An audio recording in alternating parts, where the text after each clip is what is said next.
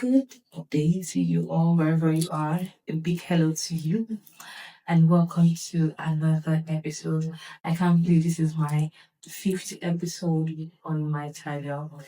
Once again, my channel is just about my personal journey, having a space to talk about what I've been through, my experiences in life, and hopefully resonate with some of you, and you can learn one or two and put in your opinion in this journey of mine.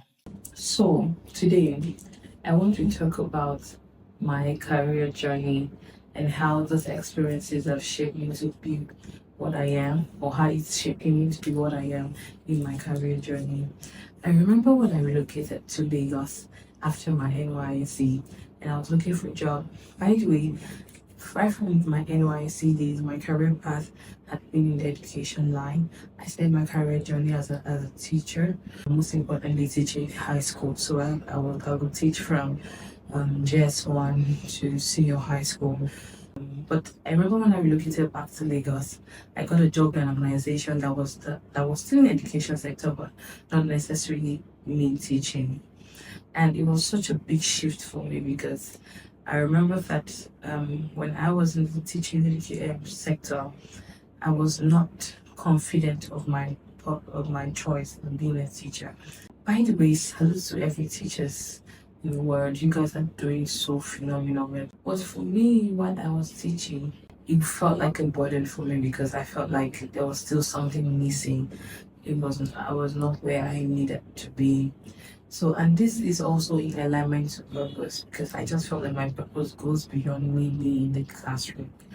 And I started looking, prayed, and one way or the other, I got a job in Lagos that brought me to relocate to Lagos from the city of Ibadan.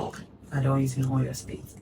And when I started this job, it was an answered prayer because I was not teaching, but I had moved away and my career was going to be built on something else. But I remember that this first organization, my first 3 months into the organization, I started noticing, observing some things that were very, very interesting. When I moved into this organization, I was the youngest in the organization. Amongst the people that I met, and the people that I met there were long-term staff from people that were there 8 years, 9 years, 5 years, 4 years. They have been there since the establishment of the company. However, this same set of people were the one complaining that, oh, they are underpaid, they are this, they are that, the environment is toxic. And one of the days I sat down and I was asking the question, if this environment is still toxic, your people not paid, why are you still here? And this is like the first 3 months of me starting the job. I didn't get a solid answer to that question because I didn't know why we're still there. By the way, I was quite younger, so in my head, you shouldn't be there. My own mentality if the job is not paying you right. But when I got there, I also observed, aside all the negative things, I observed that, oh, I could use this as my foundation. I could use it to learn and then maybe move on to better things. So this can be an opening door for me. And I remember talking to my mom and some of my people, and they were like, "Oh, you need to learn about this stuff."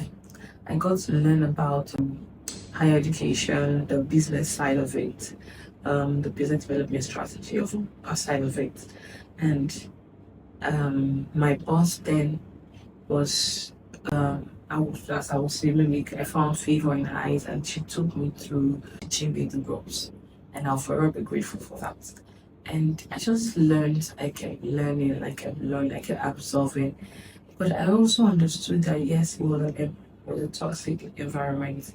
And yes, I'm being underpaid because during my years in that organization, I was homeless.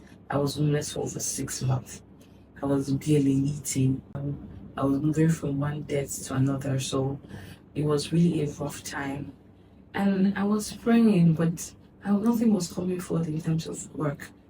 And I remember praying one time, and I was always asking me, "But you have not learned anything. What have you learned?" And I said, okay, so there was something, there was a purpose for me to be there. And I took my journal and I did a plan, like how many years of experience do I need to move into the next big thing? And in my mind, I was like, if I can do 1 year of work experience learning this aspect of the job, it should be an open door for me. So I kept learning. I kept pushing. And I think in the seventh month, someone reached out to me and I got my next book. The story goes on and on. However, where am I going to? This morning, I joined a morning devotion that the pastor does with us. You can join it, it's really good. That's during the 6 a.m. confession time. And he was talking about, one of the things he talked about was how to be a leader, or you need to learn to serve. And it struck me that there's a high chance I wouldn't be where I am if I had not stayed where I did to learn. Because a lot of times, most of us, we complain about so many things, especially when it comes to our career path, that we do not ask the right questions, we do not learn what we need to learn. No organization is perfect, but in most cases, we don't learn what we need to learn. You might be in an organization whereby, for example, you're being given one or two or more responsibilities. And if you look at the scale of it, like if you look at it on ground, it's most likely unfair. But are you genuinely learning the skill set? What if God is taking you through that journey so that you can be a better person tomorrow? A very wonderful example that he used was the story of David. And because the story of David, he used the part where David had 400 soldiers after he ran away from Saul. But I have been reading and studying the book of Samuel, and I was reading through, but there was a part where David was called from what he was doing as being tending his father's flock, to the point where he started playing the harp for King Saul. If you look at it in the modern day world, he playing the harp and instrument for King Saul is a much higher calling, so to say. So in our world, if you equate it, you say, oh, you're being a musician, so you should earn more, it should be more respected. But the moment David stepped into the palace of Saul, that was the moment his trial started. He was trained. Saul at the point tried killing him numerous times, not when he was playing the harp. Saul and his people looked for him to kill him. But in all of this story, David refused to kill Saul. Even when he had the chance, he said he was not going to kill the Lord's anointed. He never stopped loving King Saul. He never stopped respecting King Saul. He never stopped giving King Saul the due dignity and respect he deserved. Even when King Saul died and Jonathan died, David still mourned. Whereas God had made David, has chosen David to be the king, but God placed David underneath Saul. So if David had been pompous and said, oh, God has called me, I am the king, I can do whatsoever, he most likely would have lost the throne too. So he needed to learn, he needed to be a servant, literally be a servant to someone who God had not even called to be a king. Right? He needed to learn to be a servant, learn respect, learn dignity, integrity, learn laws, learn how to obey before he can now take over the throne. And it took him years. So when we were in our career journey, I remember that in my phase where I was in this dark phase where I didn't know what the next step was. I know I'll just keep praying that what is the next step? I need a better job.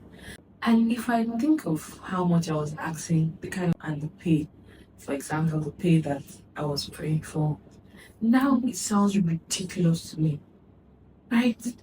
Because then it was like that was the next victory. That, oh, if I get a job paying me 100K, I would be so happy, like it would be so joyful. I can foot my bills. But the Lord was preparing me for something greater. And He needed me to learn. You cannot be a leader if you do not know how to serve. You can never be a leader if you've never been in servanthood. Right? A lot of us miss it. And I'm not judging you for whatever experience you're going through, but sometimes, or in most cases, when you find yourself in these situations, what do you need to learn? And the thing is, whenever you are in this situation and you're genuinely learning what you need to learn, right? When it's time to move on, you would know. When the time for that door to open for you, you would know. A lot of times, we think that, oh, the idea is to put multiple jobs outside. Well, it's not about putting job applications outside. It's about where you are at the moment, what are the vital lessons. For example, in this my job, I work as a PA, but I was also learning how to be a visa officer, visa like those that do visa application and things like that. But I was also learning things like how to type a letter, how to respond to mails, even how to dress professionally, how to talk to people, how to communicate. And if I close my eye, I can, without even close my eye, I can tell you the numerous times I have been spoken to harshly for the things I did wrong, even the ones I didn't wrong. Right? They will tell me, do this, you do this, you do that. Come back here, are you normal? Are you okay? The verbal insult. And a lot of us face that in our workspace, and we get overwhelmed by it. Right? Some of us, just because we came late once to even talk our salaries, it happens. This environment can be so toxic, right? But I want you to look past that that toxic toxic situation and learn what you feel is needed for you to learn. I remember when I switched the jobs, I was telling my flatmate, my friend, I was telling her that I genuinely don't encourage people to go and learn and work with one man in a one man company, right? And I was so supportive of that notion. Don't go and work with a one man business. Don't go and work with. And the reason why I was saying that at that time was because of what I've experienced, right? But one of these days, it just occurred to me that if I had not come to work with that one man business, would I have learned what I have learned? Because if you say now, the bigger corporations are saying that, oh, a lot of people are not employable. And you ask that, is it about the qualifications? In most cases, it's not about the qualification. It's about the work life, the work personality. You as an individual working in that space. What do you bring to the table aside your qualification? A lot of us do not understand that having a career goes beyond you showing up at the office 9 to 5.